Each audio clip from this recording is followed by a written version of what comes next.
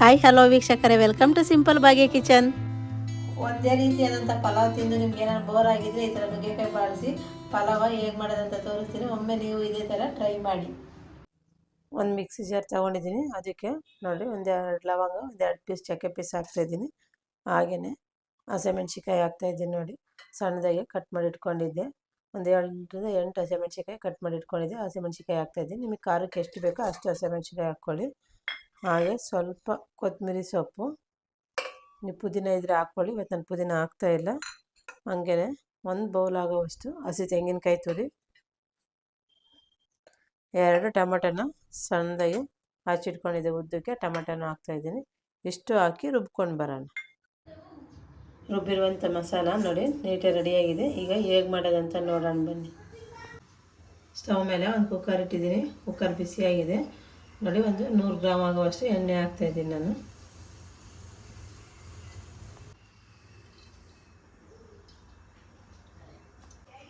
ಎಣ್ಣೆ ಬಿಸಿಯಾಗಿದೆ. ನಾನು ಪಲಾವ್ ಮಿಕ್ಸ್ ಹಾಕ್ತಾಯಿದ್ದೀನಿ. ಪಲಾವ್ ಎಲೆ, ಮರಾಠಿ ಮಗು, ಅನಾನಸು, ಚಕ್ಕೆ, ಲವಂಗ ಎಲ್ಲನೂ ಮಿಕ್ಸ್ ಇದೆ, ಮಿಕ್ಸ್ ಹಾಕ್ತಾಯಿದ್ದೀನಿ. ಈಗ ನಾನೊಂದು 2 ಈರುಳ್ಳಿನ ಸಣ್ಣದಾಗಿ ಉದ್ದು ಕಚ್ಚಿಟ್ಕೊಂಡಿದ್ದೆ, ಈರುಳ್ಳಿ ಹಾಕ್ತಾಯಿದ್ದೀನಿ. ಈರುಳ್ಳಿ ಒಂದು 2 ನಿಮಿಷ ಚೆನ್ನಾಗಿ ಫ್ರೈ ಆಗಲಿ. ಕಲರ್ ಚೇಂಜ್ ಆಗೋರು ಫ್ರೈ ಆಗಲಿ. ಈರುಳ್ಳಿ ಚೆನ್ನಾಗಿರುತ್ತೆ. ಈರುಳ್ಳಿ ಚೆನ್ನಾಗಿ ಫ್ರೈ ಆಗಿದೆ, ಕಲರ್ ಸ್ವಲ್ಪ ಚೇಂಜ್ ಆಗಿದೆ. ಈಗ ನಾನು 1 ಸ್ಪೂನ್ ಆಗುವಷ್ಟು ಶುಂಠಿ ಬೆಳ್ಳುಳ್ಳಿ ಪೇಸ್ಟ್ ಹಾಕ್ಕೊಂಡಿದ್ದೆ. ಶುಂಠಿ ಬೆಳ್ಳುಳ್ಳಿ ಪೇಸ್ಟ್ ಹಾಕ್ತಾಯಿದ್ದೀನಿ. ಹಾಗೆಯೇ ಸ್ವಲ್ಪ ಕರಿಬೇವು, ಹಸಿ ಕರಿಬೇವು ಚೆನ್ನಾಗಿ ಹಸಿ ವಾಸನೆ ಹೋಗೋವರೆಗೂ ನಾವು ಎಣ್ಣೆ ಫ್ರೈ ಮಾಡೋಣ.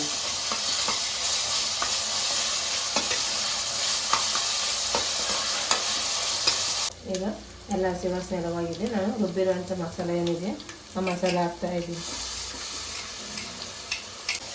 ಮಸಾಲೆ ಎಲ್ಲ ಚೆನ್ನಾಗಿ ಒಂದು 2 ನಿಮಿಷ ಎಣ್ಣೆ ಬಿಟ್ಕೊಳ್ಳೋವರೆಗೂ ಎಣ್ಣೆ ಫ್ರೈ ಮಾಡೋಣ. ಮಸಾಲೆ ಎಲ್ಲ ಎಣ್ಣೆ ಬಿಟ್ಕೊಂಡಿದೆ. ಈಗ ನಾನು ಸ್ವಲ್ಪ ಸೋಯಾಬೀನ್ಸ ಒಂದು 10 ನಿಮಿಷ ಮುಂಚೆನೇ ನೆನೆಸಿಟ್ಟಿದ್ದೆ ನೀರಲ್ಲಿ, ಅದು ಹಾಕ್ತಾಯಿದ್ದೀನಿ. ಈಗ ನಾನು ಸೋಯಾಬೀನ್ಸ್ ಹಾಕಿದ್ದಾಗಿದೆ. ನಾನೊಂದು 4ರಿಂದ 5 ನುಗ್ಗೆಕಾಯಿನ ಸಣ್ಣದಾಗಿ ಕಟ್ ಮಾಡ್ಕೊಂಡು ವಾಶ್ ಮಾಡಿ ಇಟ್ಕೊಂಡಿದ್ದೆ. ನುಗ್ಗೆಕಾಯಿನ ಹಾಕ್ತಿದ್ದೀನಿ. ಇವತ್ತು ಸ್ಪೆಷಲ್ ಅಂದರೆ ನುಗ್ಗೆಕಾಯಿ ಪಲಾವ್ ಅಂತಲೇ ಹೇಳ್ಬೋದು. ನುಗ್ಗೆಕಾಯಿ ಪಲಾವ್ ಇವತ್ತು ನಾನು ಮಾಡ್ತಾಯಿದ್ದೆ. ಹಂಗಾಗಿ ಎಳೆ ನುಗ್ಗೆಕಾಯಿ, ಜಾಸ್ತಿ ಬಲ್ತಿರೋ ನುಗ್ಗೆಕಾಯಿ ಹಾಕ್ಬಾರ್ದು. ಎಳೆ ನುಗ್ಗೆಕಾಯಿನ ಹಾಕ್ಬಿಟ್ಟು ನೀಟಾಗಿ ಒಂದು 2 ನಿಮಿಷ ಮಿಕ್ಸ್ ಮಾಡೋಣ. ಒಂದು ಚಿಟಿಕೆ ಅರಿಶಿನ ಪುಡಿ ಹಾಕ್ತಿದ್ದೀನಿ ಕಲರ್ಗೋಸ್ಕರ. ಹಾಗೆಯೇ ನಾನು ಇವತ್ತು ಧನಿಯಾ ಪೌಡ್ರ್ ಹಾಕ್ತಾಯಿದ್ದೀನಿ. ಬರೀ ಧನಿಯಾ ಪೌಡ್ರು. ನೀವು ಮನೆಯಲ್ಲೇ ಮಾಡಿದರೆ ಮನೆಯಲ್ಲೇ ಧನಿಯಾ ಪೌಡ್ರ್ ಹಾಕ್ಕೊಳ್ಳಿ. ಇಲ್ಲಾಂದರೆ ಪಲಾವ್ ಪೌಡ್ರ್ ಅಂತ ಸಿಗುತ್ತಲ್ಲ, ಪಲಾವ್ ಪೌಡ್ರ್ ಹಾಕ್ಕೊಳ್ಳಿ. 1.5 ಟೀ ಸ್ಪೂನಷ್ಟು ಧನಿಯಾ ಪೌಡ್ರ್ ಹಾಕ್ತಾಯಿದ್ದೀನಿ. ಹಾಕಿದ ಮೇಲೆ ಒಂದ್ಸರಿ ಮಿಕ್ಸ್ ಮಾಡೋಣ ಎಲ್ಲ. ಈಗ ಇದಕ್ಕೆ ನಾನು 1 ಬೌಲ್ ಆಗೋವಷ್ಟು ಗಟ್ಟಿ ಮೊಸರು ಹಾಕ್ತಾಯಿದ್ದೀನಿ. ಟೊಮೊಟೊ, ಮೊಸರು ಮತ್ತು ಒಂದು ಅರ್ಧ ನಿಂಬೆಹಣ್ಣು, ಉಪ್ಪು, ಹುಳಿ ಎಲ್ಲ ಖಾರ ಸೂಪರಾಗಿದೆ. ನುಗ್ಗೆಕಾಯಿ ಪಲಾವು ಅಷ್ಟೇ ಚೆನ್ನಾಗಿರುತ್ತೆ. ಹಂಗಾಗಿ ನಾನು ಮೊಸರು ಹಾಕಿದ್ದೀನಿ. ನೋಡಿ ಮೊಸರು ಹಾಕಿದ್ಮೇಲೆ ಎಲ್ಲ ಮಿಕ್ಸ್ ಮಾಡೋಣ. ರುಚಿಗೆ ತಕ್ಕಷ್ಟು ಉಪ್ಪು ಹಾಕ್ತಾಯಿದ್ದೀನಿ. ಉಪ್ಪು ಹಾಕಿ ಎಲ್ಲ ಒಂದ್ಸರಿ ಮಿಕ್ಸ್ ಮಾಡೋಣ. ಇವತ್ತು ನಾನು ಯಾವಾಗ ಫಸ್ಟ್ ನೀರು ಹಾಕ್ಬಿಟ್ಟು ಆಮೇಲೆ ನಾನು ಅಕ್ಕಿ ಹಾಕ್ತಿದ್ದೆ. ನೀರೆಲ್ಲ ಕುದ್ಮೇಲೆ ಇವತ್ತು ಆ ರೀತಿ ಮಾಡ್ತಾಯಿಲ್ಲ. ಫಸ್ಟೇ ನಾನು ನೋಡಿ ಒಂದು 2 ಗ್ಲಾಸ್ ಅಷ್ಟು ಅಕ್ಕಿ ತೊಳೆದಿಟ್ಕೊಂಡಿದ್ದೆ. ಅಕ್ಕಿನ ಹಾಕ್ತಾಯಿದ್ದೀನಿ. ಮಾಮೂಲಿ ಬುಲೆಟ್ ರೈಸೇ ತಗೊಂಡಿದ್ದೆ, ಬುಲೆಟ್ ರೈಸೇ ಹಾಕ್ತಾಯಿದ್ದೀನಿ. ಯಾಕಂದರೆ ಮಸಾಲೆ ಎಲ್ಲ ನುಗ್ಗೆಕಾಯಿ ಮತ್ತು ಅಕ್ಕಿ ಜೊತೆ ನೀಟಾಗಿ ಮಿಕ್ಸ್ ಆಗಲಿ ಅಂತ. ಈ ಥರ ಮಾಡಿದರೆ ತುಂಬ ಚೆನ್ನಾಗಿರ್ತೈತೆ ನುಗ್ಗೆಕಾಯಿ ಪಲಾವ್ನ. ಹಾಗಾಗಿ ಎಲ್ಲ ನಾನು ಮಿಕ್ಸ್ ಮಾಡ್ತಾಯಿದ್ದೀನಿ. ನೋಡಿ ನಾನು ಈ ಗ್ಲಾಸಲ್ಲಿ ಅಕ್ಕಿ ತಗೊಂಡಿದ್ದೆ 2 ಗ್ಲಾಸ್ ಅಷ್ಟು, 4 ಗ್ಲಾಸ್ ಅಷ್ಟು ನೀರು ಹಾಕ್ತಾಯಿದ್ದೀನಿ. ಇಲ್ಲ ಸ್ವಲ್ಪ ಕಮ್ಮಿ ಹಾಕ್ಕೊಂಡ್ರೂ ಆಗುತ್ತೆ, ಪಲಾವ್ ಮಾಡಿರ್ತೀವಲ್ಲ. ನಾನು ಈ ಗ್ಲಾಸಲ್ಲಿ 2 ಗ್ಲಾಸ್ ಆಗೋವಷ್ಟು ಅಕ್ಕಿ ತಗೊಂಡಿದ್ದೆ. ಹಂಗಾಗಿ 4 ಗ್ಲಾಸ್ ನೀರು ಹಾಕಬೇಕು. ನಾನು ಮೊಸರು ಹಾಕಿದ್ದೀನಿ ಅಲ್ವ, ಹಂಗಾಗಿ ಸ್ವಲ್ಪ ಉದುದ್ರಾಗಲಿ ಅಂತ 3.5 ಗ್ಲಾಸ್ ಅಷ್ಟು ನೀರು ಹಾಕ್ತಿದ್ದೀನಿ. ನಿಮಗೆ ಸ್ವಲ್ಪ ಸಾಫ್ಟ್ ಬೇಕಂದರೆ 4 ಗ್ಲಾಸ್ ಹಾಕ್ಕೊಳ್ಳಿ. ಇಲ್ಲ ಸ್ವಲ್ಪ ಉದುದ್ರಾಗಿ ಇರಬೇಕು ಅಂದರೆ 3.5 ಗ್ಲಾಸ್ ಹಾಕ್ಕೊಳ್ಳಿ. ಈಗ ನೀರೆಲ್ಲ ಹಾಕಿದಾಗಿದೆ. ಒಂದು ಅರ್ಧ ನಿಂಬೆಹಣ್ಣು ಹಿಂಡ್ತಾಯಿದ್ದೀನಿ. ನೋಡಿ ನಿಂಬೆಹಣ್ಣು ಹಿಂಡಿದಾದ್ಮೇಲೆ ಒಂದ್ಸರಿ ಮಿಕ್ಸ್ ಮಾಡಿ 1 ವಿಷಿಲ್ ಹೊಡ್ಸ್ಕೊಬರೋಣ. ಕುಕ್ಕರ್ ಕ್ಯಾಪ್ ಕ್ಲೋಸ್ ಮಾಡಿ 1 ವಿಷಿಲ್ ಹೊಡ್ಸ್ಕೊಬಂದರೆ ಇವತ್ತು ನಾನು ಮಾಡಿದಂತಹ ನುಗ್ಗೆಕಾಯಿ ಪಲಾವ್ ರೆಡಿ ಆಗುತ್ತೆ.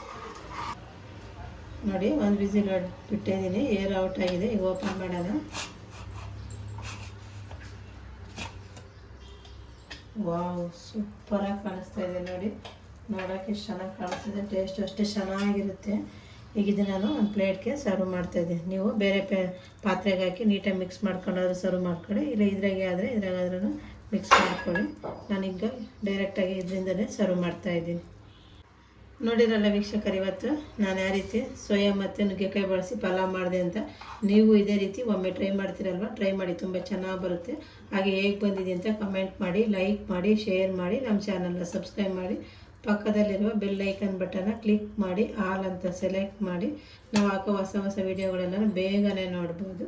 ಮುಂದಿನ ವೀಡಿಯೋದಲ್ಲಿ ಸಿಗೋಣ.